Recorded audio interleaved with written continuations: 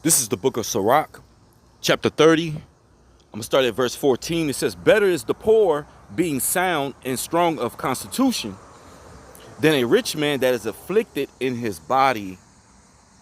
Verse 15, health and good estate of body are above all gold, and a strong body above infinite wealth.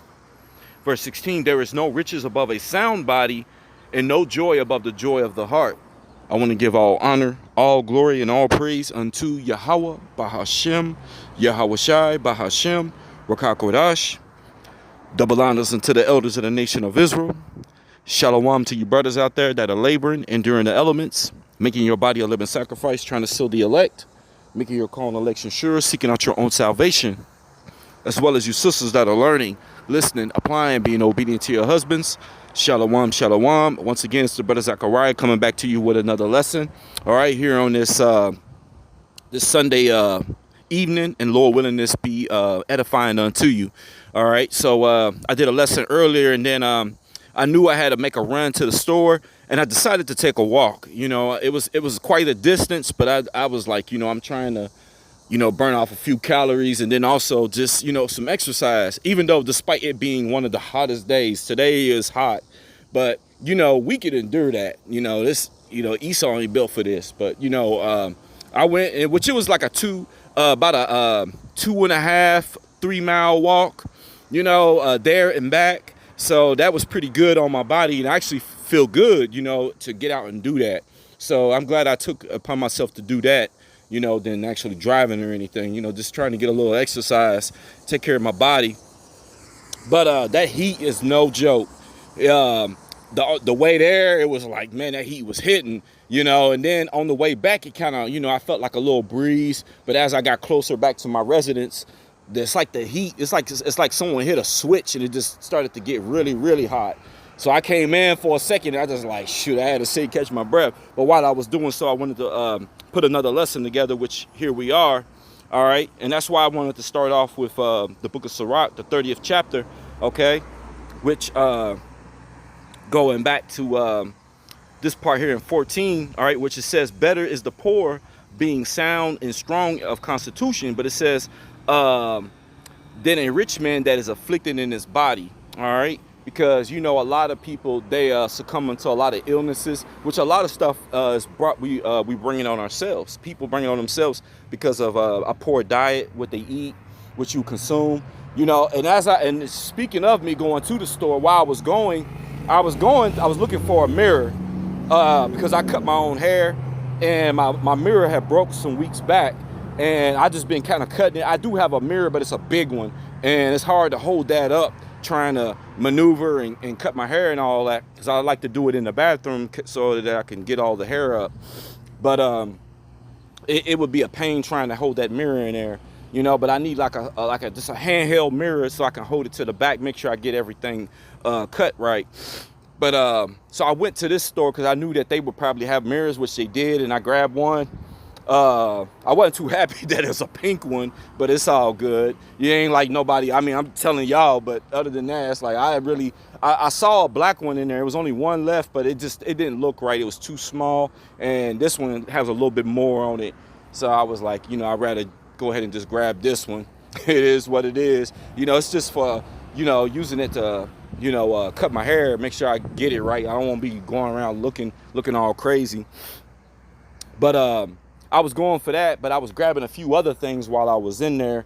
And I was looking at some of their food in their food section, and just about everything had some kind of, oh, it's starting to rain. Give me a second, y'all. I'm trying to go here on the porch area.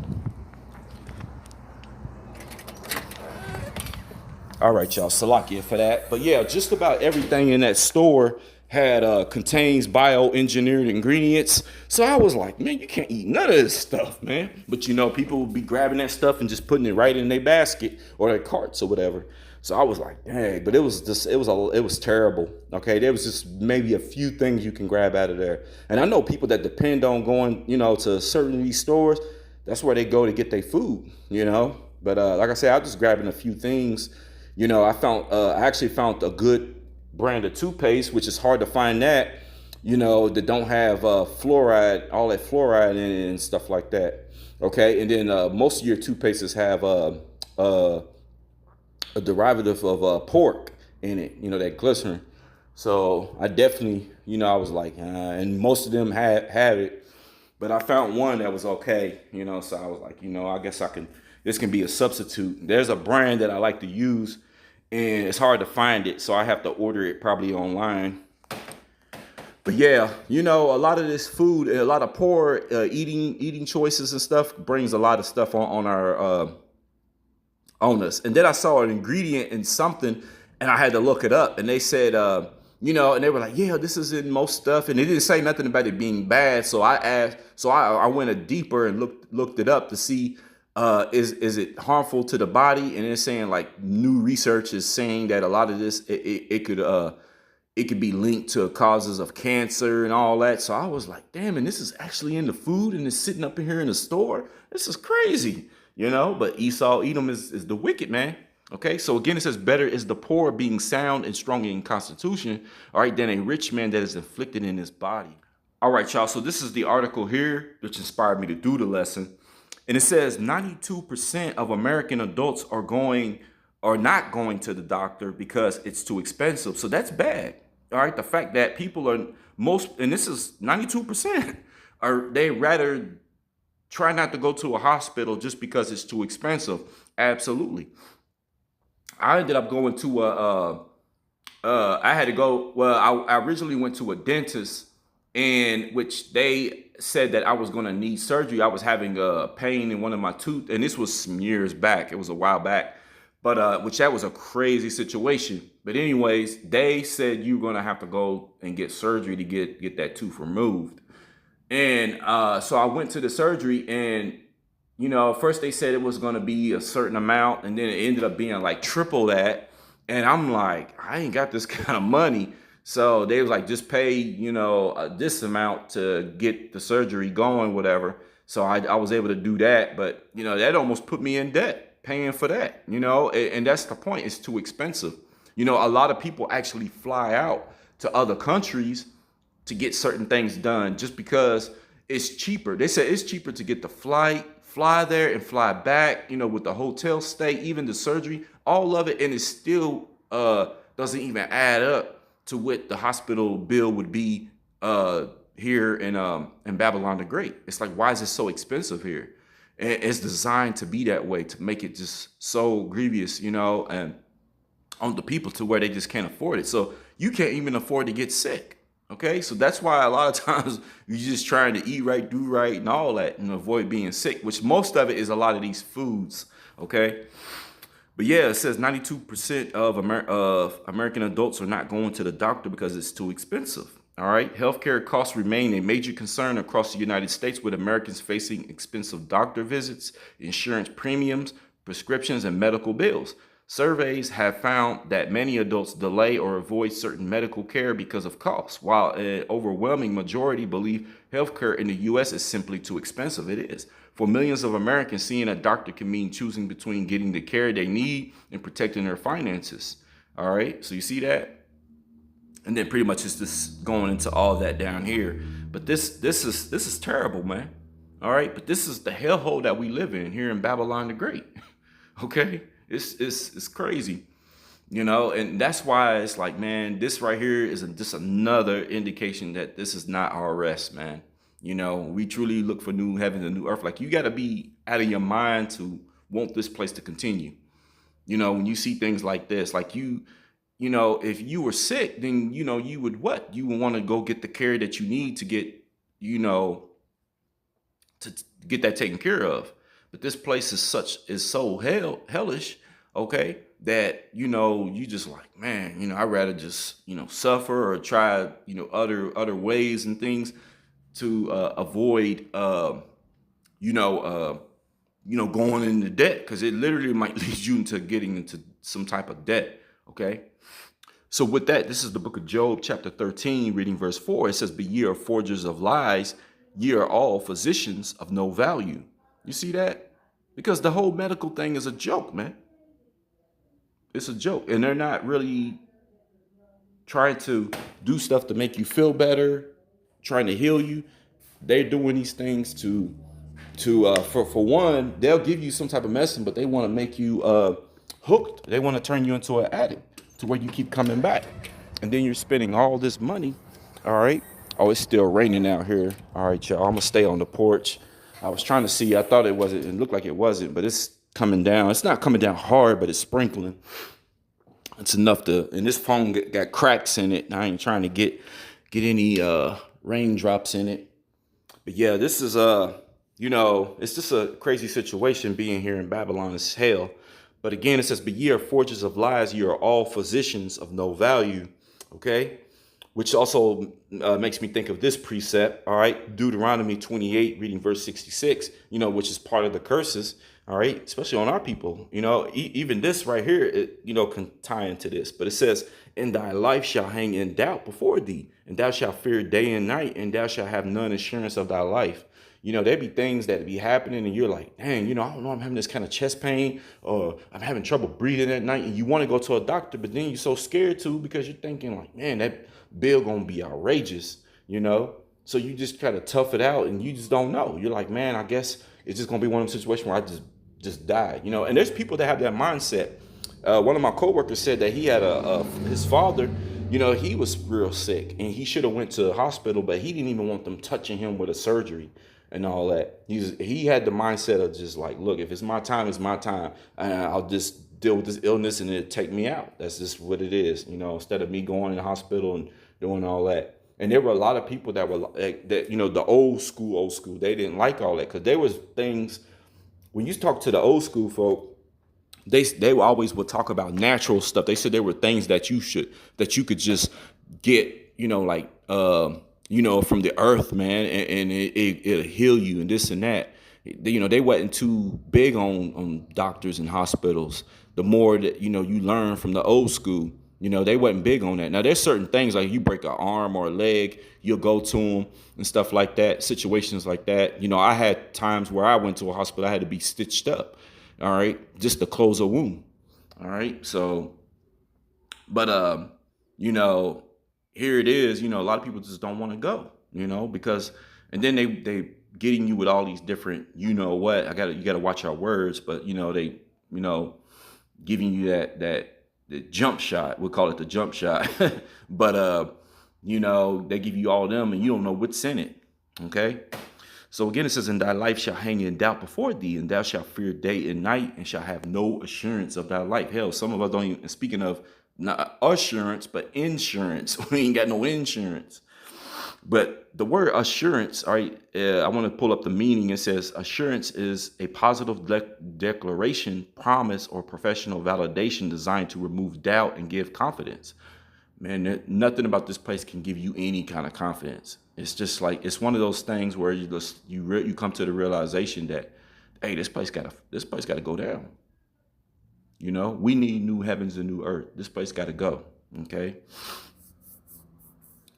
But it says it also means a state of mental certainty or self-confidence. Yep. And you're not going to get that here in Babylon the Great. The only thing that really gives us assurance is this word, this truth. All right. Hearing these words are what comfort you. All right. It's going to be the stability of our times. All right. There was something else that I pulled up. And it says the burden of medical debt in the United States. So I wanted to read a little bit of this. It says, despite over 90% of the United States population having some form of health insurance, see that? So 90% of people have health insurance, but it says medical debt remains a persistent problem for people and families with limited assets. Even a relatively small unexpected medical expense can be unaffordable. Absolutely. For people with significant medical needs, medical debt may build up over time. People living with cancer, for example, have higher levels of debt than individuals who have never had cancer. High deductibles and other forms of cost sharing can contribute to individuals receiving medical bills that they are unable to pay, despite being insured. KF polling shows that people with medical debt report cutting spending on food, look at this, clothing, and other household items, spending down their savings to pay for medical bills. Damn, it says borrowing money from friends or family members or taking additional debts.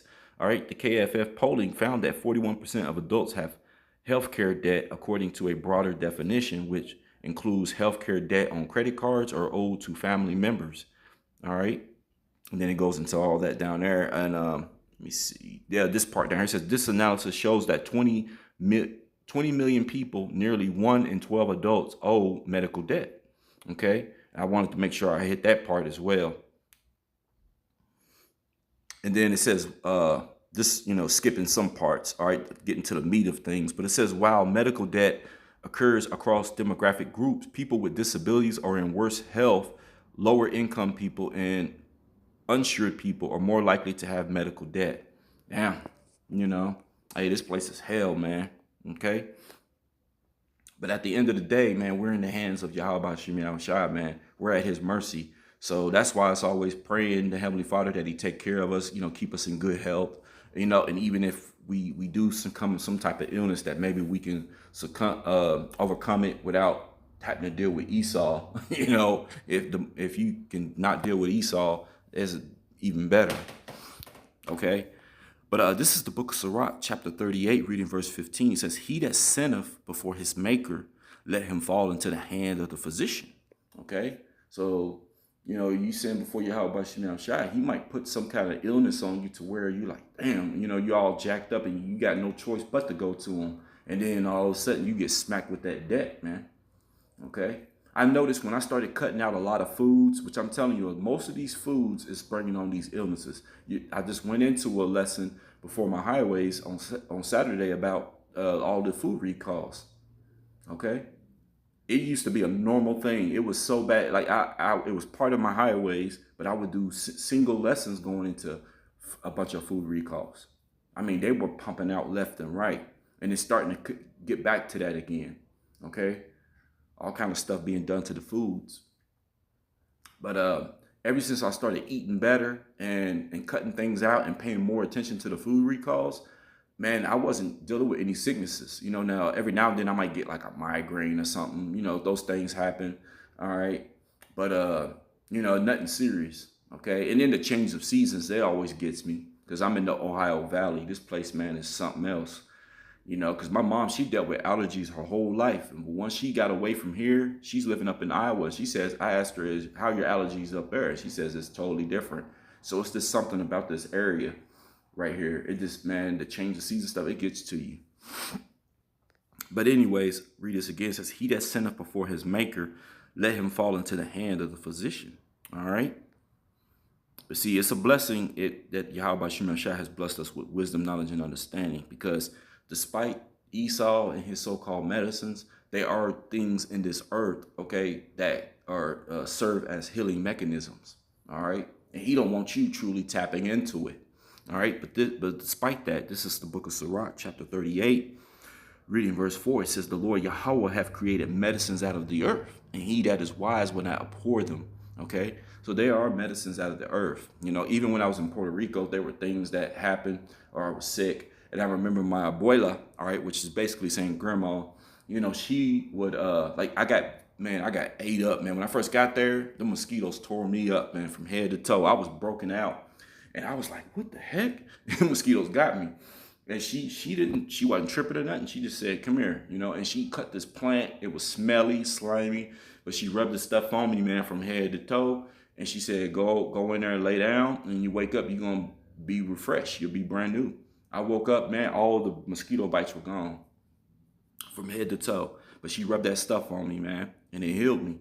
Esau wouldn't want you knowing nothing like that. If you got bit up with mosquitoes, you had to go to him, and he, next thing you know, you be worse off than you were before, with the mosquito bites. All right. So again, it says, the Lord Yahweh have created medicines out of the earth, and he that is wise will not abhor them. Okay. But ultimately the Heavenly Father is going to pluck us out of this place, because that's what we really need. We really need to just get out of here. Babylon the Great, man, is like this death. And holding on to this place like this, the end all be all, you'll pretty much go down with it. All right. But this is the book of 2nd Ezra, chapter 15, starting at verse 10. It says, behold, my people is led as a flock to the slaughter. I would not suffer them now to dwell in the land of Egypt. All right, this place is spiritual Egypt. Verse 11, it says, but I will bring them with a mighty hand and a stretched out arm. Okay, that mighty hand is the right hand. Who sits at the right hand? Yahweh Shai. All right, and why is it a stretched out arm? Because he's coming with the thousands upon thousands of chariots, which are the angels. All right, and it says, and smite Egypt, which this place is spiritual Egypt. All right, with plagues as before. It says, and I will destroy all the land thereof, because this is that sinful kingdom. All right, but it tells you in the book of Amos how he would not utterly destroy the house of Jacob, which will be the remnant and the elect. And Lord, wouldn't that be us, man? Verse 12, it says, Egypt shall mourn, and the foundation of it shall be smitten with the plague and punishment that Yahweh shall bring upon it. So that's what he's going to bring upon this place.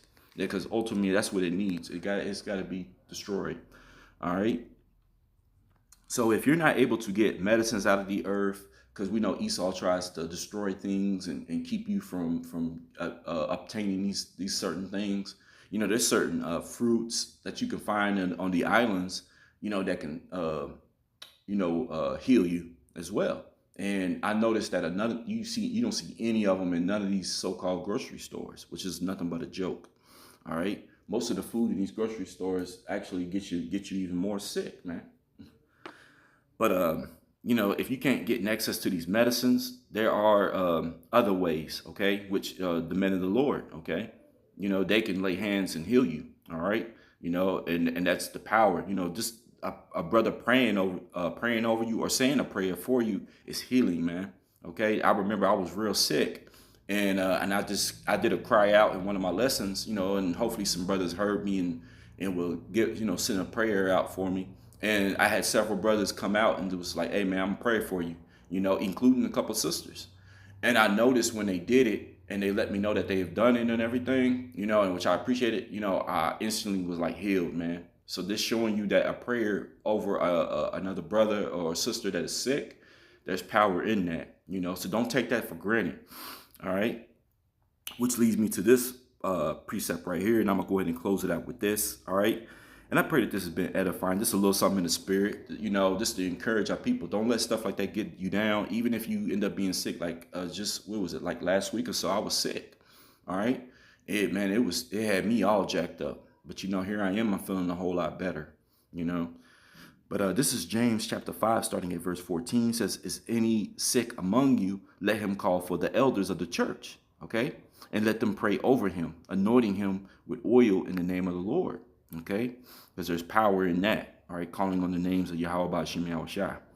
Verse 15, and the prayer of faith shall save the sick. You see that? Don't put your trust in Esau and his medicines. This dude, he thinks he's Yahweh Ba'Shem Yahweh Shai, but all he's trying to do is turn you into an addict. All right, but it says, and the prayer of the faith shall save the sick. All right, and the Lord, all right, shall raise him up. Okay, and if he have committed sins, all right, they shall be forgiven him. Absolutely. That's the type of power we serve. Verse 16, confess your faults one to another and pray for one another that ye may be healed. All right, the effectual, fervent prayer of a righteous man availeth much. And it sure does, man. So with that, call all Yahweh Ba'Shem Yahweh Shai. I want to give all honor, all glory, and all praise unto Yahweh Ba'Hashem, Yahweh Shai, Ba'Hashem, Rakakodash. Double honors unto the elders of the nation of Israel, and shalom to you brothers and sisters out there. And to the next one, shalom.